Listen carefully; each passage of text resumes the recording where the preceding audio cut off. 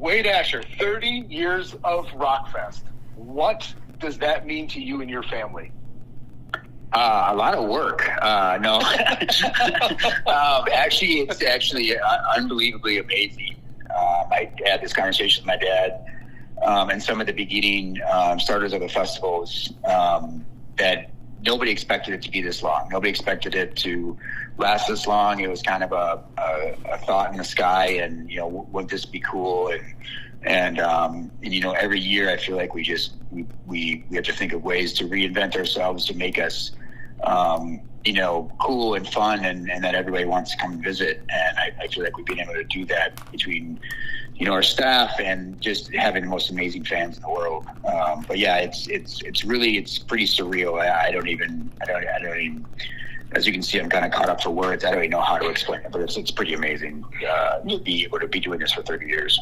It's true. It's crazy. I mean, you would never plan on okay, this is year one. You want year one to go well, but to be able to look back now and have this legacy and this history that you've built, that is an amazing achievement. And to do it with family. Working with family isn't always easy. How is that process for you? It's been good. I'm cut obviously from the same cloth as my dad is, and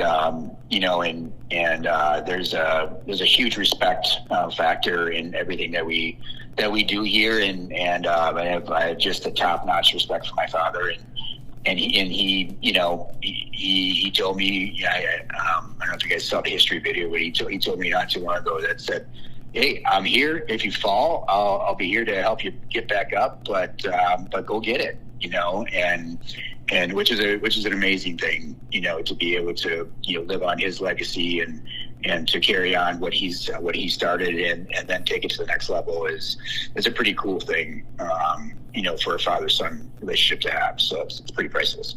The parallels, hearing you say that, it's really interesting. I think if you would ask my brothers or me any of the same question, we feel the same way about awesome. Our dad and grandfather as well, starting in the radio business and building this thing and be able to share that as a family and share excitement and ideas around these things is really special. And I think what makes it special and what I've seen for your audience is this overwhelming sense of community. And again, that's not something you can necessarily say you're going to set out to do, but you've done that, and you have a great community that supports you to the point where you will sell out tickets for the next year's show before anything is even announced. What does it mean to you to have that trust from your audience as well? Well, it's really priceless. I mean, if you look at, I talked about some in a lot of different groups, a lot of different communities where we talked to a lot of different promoters and a lot of different festivals. Even the biggest festivals in the nation don't sell what we sell before we even announce a lineup, and it's unbelievable that that's even possible. But I think it comes back to my motto has always been: if you lead with doing things for the right reasons, and you lead with your heart, and you lead with passion to making the fan experience better and better every single year, the money will come and you will stay alive. You know what I mean? And that's been kind of our motto is if you do everything for the right reasons, and you live life for the right reasons, and you're just honest with your fans, and you're just straightforward. And when you screw up, you own it and you make it better. I don't think there's a lot of that in this world anymore. And I just think that that's what more of that needs to happen. And I think because of that, and it wasn't like the goal, but because of that, that's what made our fans so loyal, and they have so much trust in us. So I'm telling you, I would love to sit down and have a drink with you sometime, because we are speaking the same language here. And it's true, when you can recognize, if you go out chasing a dollar, I feel like that's the wrong approach. And you have to respect that people are willing to spend their hard-earned money with you and the experience you've built. But even more important than that, I think, is time. When people are willing to entrust you with their time, that's something that's really special. And I'll tell you, last year when I was at Rockfest, I sat next to one of our listeners, 107.5 listener, a man named Jimmy Bloom, who told me that he hadn't had a day off in 2 years, and that this is what he was doing. And it was amazing to have that perspective and to be shoulder to shoulder with them in that place, him and his wife, and just enjoying and knowing that there's probably so many other people out there with similar stories, that this is it. This is their thing that they look forward to for the year, or how they want to spend their time with their family and friends. That's got to feel better than almost any paycheck you could get. Yeah, I mean, I love that story, and I hear similar stories like that all the time. But all that does to me, I mean, at the end of the day, it makes me extremely grateful. But all it does to me is like, oh, I really got to deliver next year.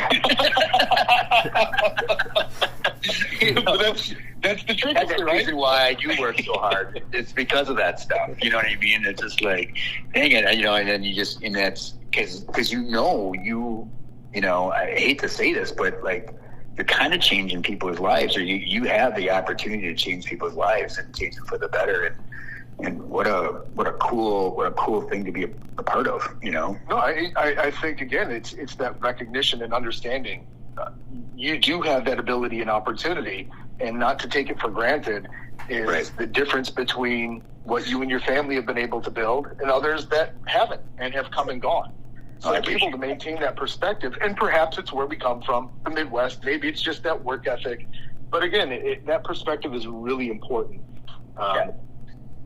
How big is your team that works with you year round to pull off this epic 4-day extravaganza? We go from 8 full-time people in the office to 1,800 in a weekend. Yeah. So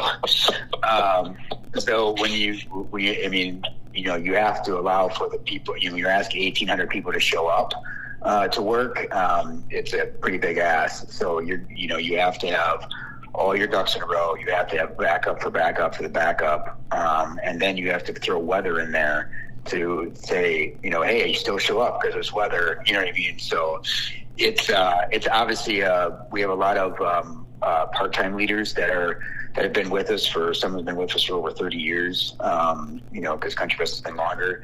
But yeah, we're truly blessed by our management and our lead team, that work with us, part-time throughout the year. Because they have the same people come back every single year, the same family come back every single year, and it's pretty remarkable. We couldn't do it without them, that is for sure. So, I mean, it very well may be the world's biggest family reunion at this point. That might be what it is. Seriously, 100%. So, since you brought it up, I've got to ask: what has been your biggest moment? Ooh, that's that. I mean, we've had to overcome a lot of things. I mean, things to where government was going to shut us down in certain ways.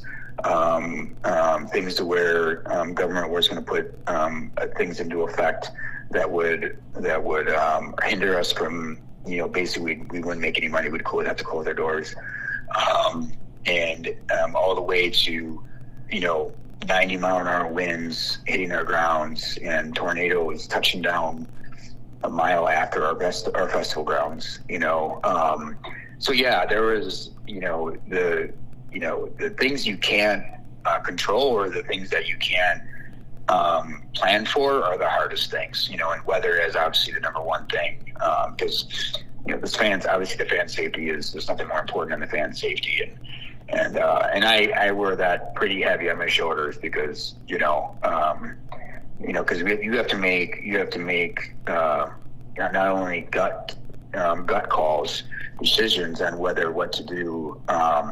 You have to be right every time, because if you over plan or over prematurely say we're delaying the show or one way or another, you're going to hear on the other end, because now they lose their experience. So it's I would say day to day the moments are definitely weather related. That's fair. Just real quick too, I don't want to take up too much more of your time, but talk about the evolution of the lineup as well. Obviously, with times changing and generations growing up with different music and influences, and there's so much crossover between rock, metal, rap, hip hop, what is it like to be able to help evolve that lineup and maintain that banner of Rockfest? Yeah, it's incredibly difficult, to be honest with you. Rock bands don't tour all the time. A lot of other genres, they tour every single year, so it's a lot easier. But rock bands don't tour all the time, and as the genres got open, we went from classic rock to newer rock. A lot of those bands would fall off and wouldn't tour, or they would get up into their 70s and be like, I want double or triple the money, and I'm taking off my couch, which I don't blame them. If I was that age, I'd want that too. Absolutely. And so we have to do what's best for the fans, but we also have to make sure that we run a business so that we can stick around next year to do best for the fans next year. So it's not a right now solution. It's always a 5-year forward solution. But it's incredibly difficult, but it's incredibly interesting and fun as well, because we get to introduce new talent to our fans that they otherwise wouldn't go pay money to see. A case in point, when Ice Cube opened up for Pantera last year, that was just cool. That's amazing. That's amazing. Yeah. Yeah. It was just really cool. And Pantera got super excited. The whole band got super excited about it, and they just loved it. And so that's to be able to introduce them to new experiences. I love doing that. But on the same side, there's so many different types of rock fans, so we have to try to make them all happy. So the combination of the safe is a good mix, from classic to alternative all the way to heavy metal. But it's incredibly difficult because you only have so many bands and you want to make everybody happy.